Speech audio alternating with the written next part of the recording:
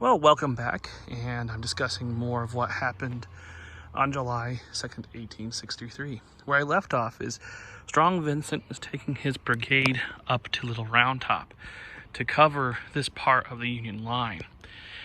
He will arrive within 15 minutes of the Confederate attack. It is truly impressive, just right razor-thin margins. His one initiative, didn't ask for permission from his boss, he just went on his own and took his brigade. It's a pretty impressive feat. Now he's going to set up on a little spur of Little Round Top facing south. It's going to receive his name after the battle called the Vincent Spur. And initially, the regiments coming up would be 16th Michigan on the left, 20th Maine in the left center, the 83rd Pennsylvania on the right center, and the 44th New York on the right flank. By the last minute, Vincent is going to shift to the 16th Michigan. Spoke there. 16th Michigan from the far left, and he's going to place him over to the far right, down that way. Well, within 15 minutes, as I said, setting up this position, they're going to be attacked. It's a big deal. Vincent's men are going to hold on, just barely, with the help of the 140th New York over there. And they're going to hold on against repeated attacks from Texans and Alabamians over. And those are the soldiers that had peeled off during the initial phases of Longstreet's assault that I described in a video earlier. They're going to come up over Big Round Top, and they're going to attack Vincent's men on the spur. Vincent himself will be mortally wounded down in these woods right over here. And so he will not be able to tell the story himself, but the story of the stand of his brigade would ultimately shift to a new story. A professor from Maine by the name of Joshua Lawrence Chamberlain and the 20th Maine. Now they would occupy this position right here. The right flank marker is right here and it'd be facing this direction. There wasn't a tour road at the time, obviously, but they would be right here. The stone wall that you see at the base here wasn't here either at the time of the battle. It would be built in the night hours and the early morning hours of July 2nd and July 3rd. So in essence, Chamberlain's men had the boulders to hide behind and to make this position their own. But it's a good position. Facing them coming down this way would be the 47th Alabama under Colonel Bulger. It's a small unit, but that small unit runs into the combined fire of the right flank of the 20th Maine and the left flank of the 83rd Pennsylvania, which is on the 20th Maine's flank.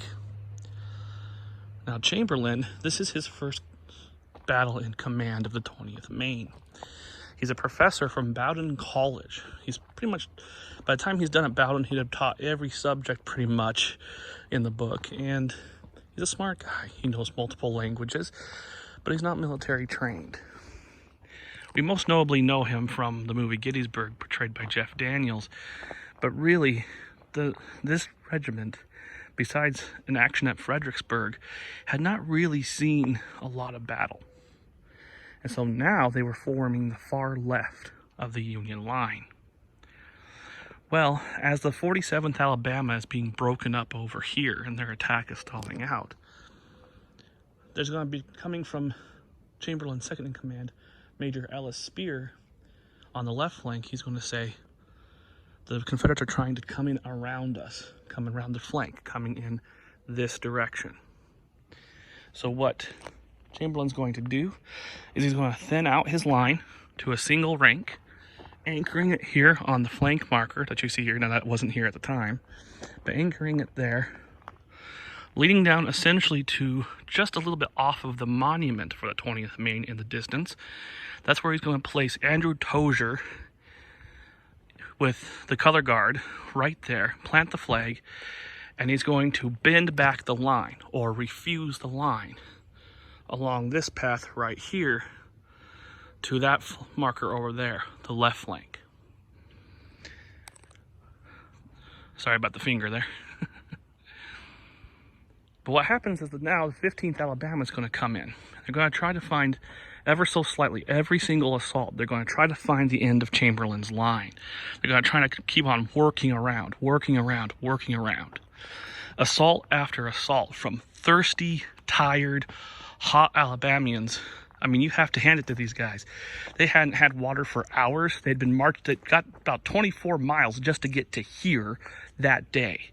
And they're trying to assault up this hill, this position. It's a difficult ask. And they're trying to do it over and over again.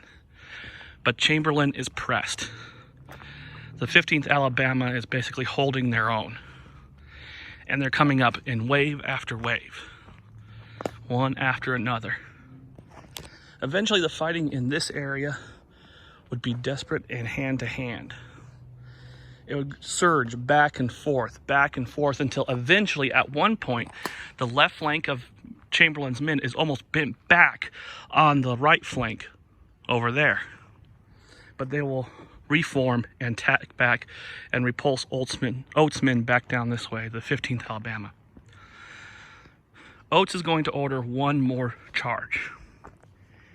And in that one more attempt at taking this position, the commander of the 15th Alabama, he's going to have his brother lead it.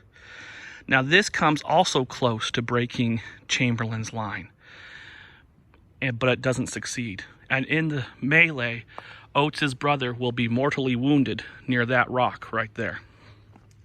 It's something Oates will never forget. And after the war, he's going to try to place a marker there for the wounding of his brother, but Chamberlain will veto it. Yeah, it's interesting stuff. Chamberlain didn't want monuments on the battlefield to a vanquished cause. That was pretty common among Union veterans. They really didn't want Confederate monuments here on the battlefield.